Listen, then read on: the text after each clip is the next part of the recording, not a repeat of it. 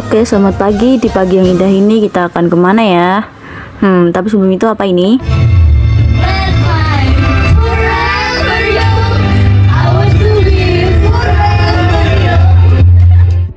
Nah oke, setelah iklan karaoke yang tadi, ya bagus juga suaranya ya. Nah di sini kita udah sampai di kota Solo nih. Nah di sini, ada Solo Stick. Siapa yang mau mampir? Enggak ya. Nah guys, kita nih lagi berjalan ke Gedung Juang ya. Tuh, bisa kalian lihat, asri sekali jalanannya ini. A few moments later.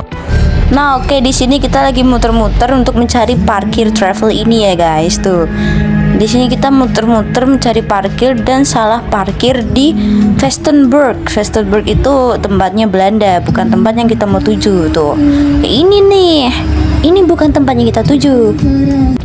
Nah, ini kita malah sedang berada di keraton miliknya Kanjeng Gusti Pangeran Adipati Aryo Mangkunegoro Sedoso. Di sini banyak pohon beringinnya ya.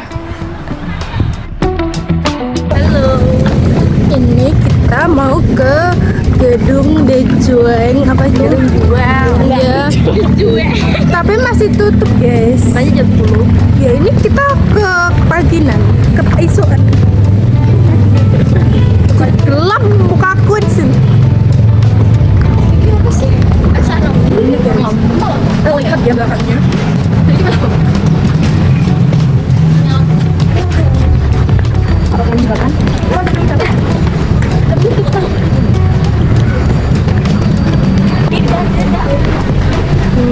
Ini enggak jelas.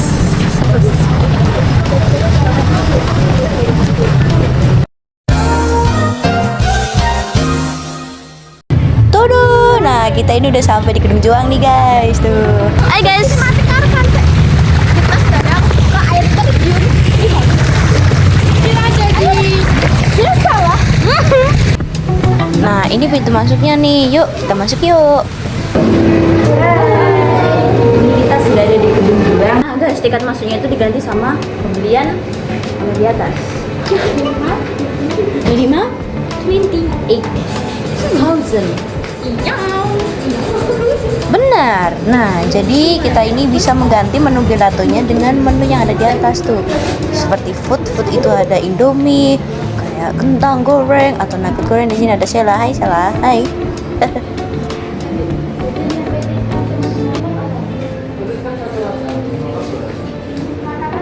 Nah, dan ini menu-menunya bisa kalian pilih ini itu ya tuh. Dan halo Mas. Ya, manis ya. Nah, dan ini kita bisa lihat sejarah awal mulanya Gedung Juang ini dibangun ya tuh. Itu ada orang-orang bule lagi ngapain itu Belanda ya guys. Tuh serangan umum Surakarta.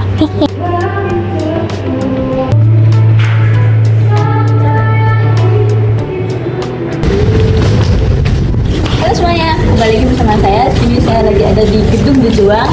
Nah, kalian tahu nggak Gedung Juang itu dibangun pada tahun berapa? Pada tahun 1876.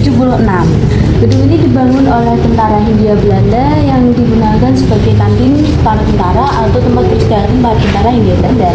Yoks. Nah, tidak hanya dijadikan klinik, kantin, dan sebagai peristirahatan tentara Hindia Belanda saja, tetapi setelah dialihkan ke masa penjajahan Jepang menjadikan Gedung Juang ini menjadi markas militer beserta penyimpanan senjata-senjata bagi mereka. Nah ini nih kita nggak bisa naik sampai atas karena dibatasin. Ini view dari dalam Gedung Juangnya, khas Eropa banget. Kayu-kayunya pun masih kokoh karena terbuat dari kayu jati asli. Ini dulunya dijadikan tempat dansa bagi Belanda dan dijadikan markas penyimpanan senjata bagi Jepang. Kemudian pada masa penjajahan Jepang, Indonesia menjadikan Gedung Juang sebagai panti asuhan untuk anak-anak korban perang. Lalu pada tahun 1949, gedung ini kembali menjadi markas militer, yaitu Brigif 6 Trisakti Baladaya Kostrad. Oke, dah on nih. Atau cakap ya? Hotel Cakra.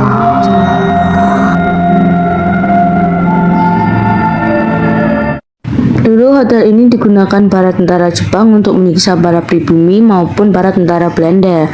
Mereka menggunakan kolam renang di hotel ini sebagai tempat pemenggalan atau pemakaman para kepala para pribumi atau kepala para tentara Belanda. Dan juga warga sekitar sering melihat penampakan seperti perempuan Jawa atau perempuan Belanda yang sering menunjukkan diri di depan Hotel Cakra maupun di bagian balkoni di Hotel Cakra. Jadi kalau kalian kesini tuh hati-hati ya sama perucapan kalian atau pertuturan kata kalian. See you. Oh, halo semuanya. Tebak nih kita mau kemana nih? Benar, kita mau ada di Loji Gandrung yang ada di Kota Solo. Nah, sebelumnya kalian mau tahu nggak sih sejarah Loji Gandrung tuh gimana? Pembangunan Loji Gandrung sendiri itu dimulai pada tahun 1830 yang diarsiteki oleh C.P. Wolf Schumacher.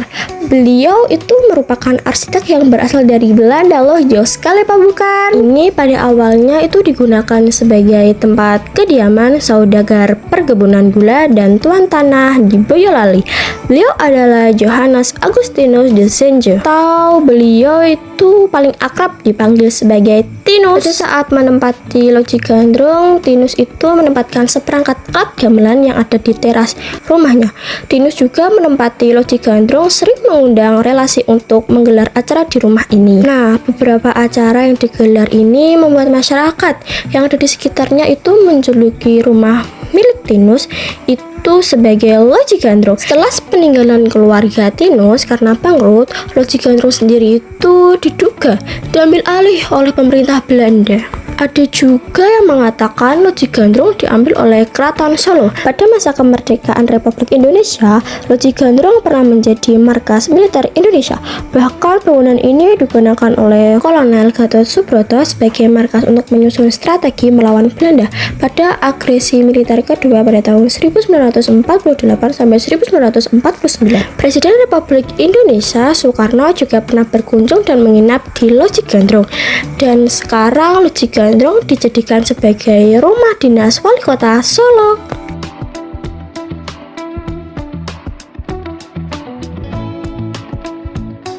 Oke guys, jadi di sini kita sedang berada di Balai Kota Surakarta dan di sini kita sudah menuju ke belakang arah bunkernya. Bisa dilihat, gerbangnya besar sekali dan di sini bangunannya bagus sekali dan ini dia bunkernya.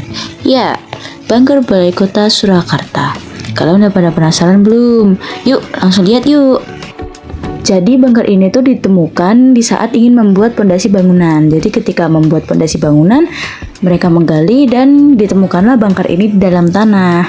Nah, seperti inilah bentuknya. Tuh, di dalam itu gelap ya. Nah, ini dia nih dalamnya. Tuh, di dalam tuh sempit, gelap, bau amis pula. Jadi kolonial Belanda menggunakan bunker ini sebagai tempat perlindungan diri dari serangan Jepang. Tuh. Selain tempat berlindung diri dari serangan Jepang, mereka juga menggunakan bunker ini sebagai tempat penyimpanan uang atau sebagai banknya orang Belanda. Ini penampakan dari atas bunkernya nih guys, tuh kayak itu tuh atasnya. Dan ini kita lagi berada di pintu terusan atau pintu tembusan dari bunkernya ini. Jadi bunkernya ini nggak buntu gitu ya. Ya sama aja nggak bisa kita masukin tuh karena airnya tuh menggenang di dalam seperti itu. Nah, dan ini kita bisa lihat, wah, gelap sekali. Tuh, kalau kalian nggak pakai senter atau yang lainnya tuh ini gelap, guys. Saya jam merinding di sini.